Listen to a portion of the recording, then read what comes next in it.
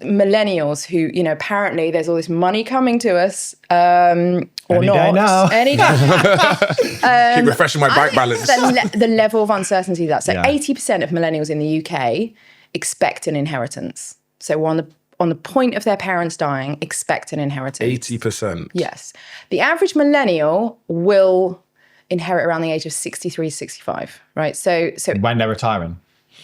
So the first thing we can say is there's no guarantee with inheritance. So to bank on it is really bad. It's a really bad idea. There's one woman in the book who told me, you know, I can't afford a house now, but I'm going to be able to afford it in 10 years' time. I was like, how do you know? And she was like, well, my in-laws are one of those kind of types of couples that basically say you get it when we die. And my father, sadly, is probably not going to make 10 years. We're going to be rolling in it in 10 years' time. And I was like, are you though? Are you? That is savage. Yeah. He's probably not going to make it. Yeah. Fingers crossed. Are you? Because social care costs are going up faster than any other thing, and probably because the latest budget go up even more. And I was talking to one financial advisor, and he told me I basically advise my clients to put aside 500,000 per person. So that's $1 million potentially, right? But social care is a huge issue. And particularly in a society where more women work and we're living longer with complex illnesses, I speak to one woman in the book, she had to support and look after her mum for 14 years. 14 years. And so social care is an uncertainty, that.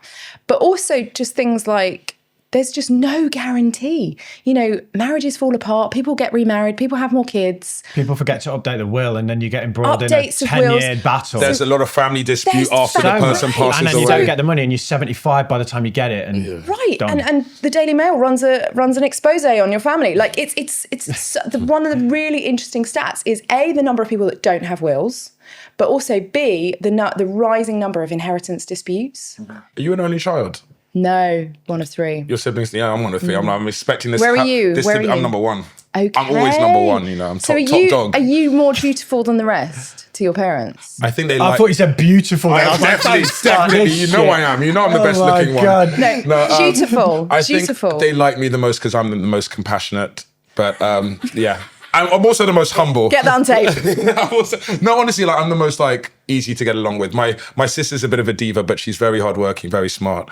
And then my brother's just like the youngest. So you know what the youngest are like? They're like, freedom. The complexities of that and having siblings, right, is when it does come to care and then inheritance. So there's Carol in the book who looked after her mum for 14 years.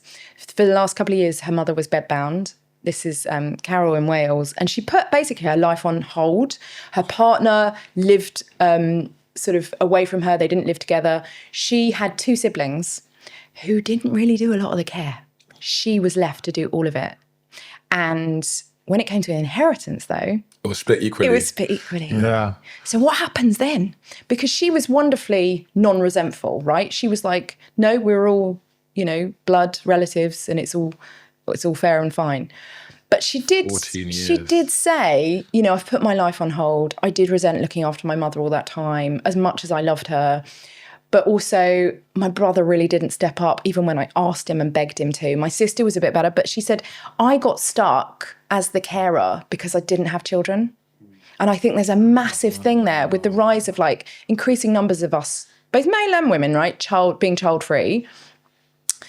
Is there also like actually this kind of sort of slight unfairness that they may be sort of more likely to do or more expected to do the care of their parents? There's like the blended family issues as well. So my family's quite blended in the sense that it was me and my mom, and then my mom got with her husband now, my like father figure, Ray.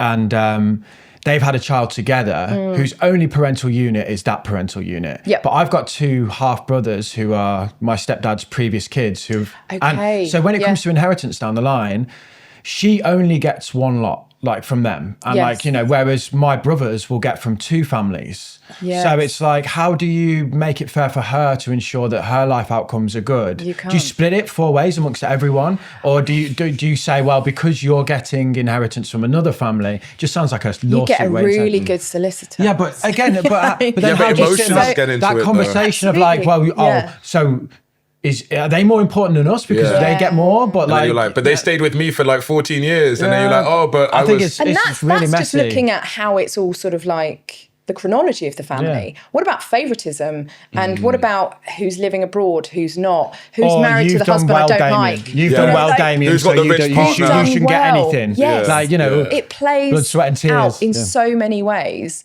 particularly if your parents are more affluent than you and that money's trickled down rather than you know, just under half of millennials, by the way, support their parents. So it's not just the bank of mum and dad helping kids. It's actually a lot of kids helping parents. But in terms of like economic infantilization, if your parents are the ones that pay for lunch whenever you go out, you know, even though, you know, you could afford to, or if your parents paid for the house, or if your parents pay for the multi-generational holiday, is it easy for you to initiate that conversation? Oh, you know, Dad, if you seem a bit ungrateful. It's like, I bought you steak last week. You've got your eyes on the You're prize. wearing my jacket right now, asking me for... Do you want to jump into my grave? Yeah, that's the problem, right? Is that actually you don't have... You don't feel like you've got the right to ask that if they've been looking after you. Yeah. And the number of parents, there's two types of parents, is the skis, spending the kids' inheritance, right? Who don't want to have that conversation because they think they've given their kids enough. Or there's parents who actually use it as a form of control. You know, let's remember that money is and can be a form of generosity. I do both. But also I don't get a big inheritance, I'm blowing it. So all the gifts that your parents may give you may come with certain conditions. Yeah, mine You did know, that. You want this car, you got to... That spare room is mine. You know, you live within a 5-mile radius. You don't marry that man. You know, there's all sorts of ways in which very affluent parents and kids reliant on that are potentially using money as a form of control. That was a clip from our conversation with Dr. Eliza Philby, where we spoke about the importance of the Bank of Mum and Dad in the UK. You can watch the full episode right here.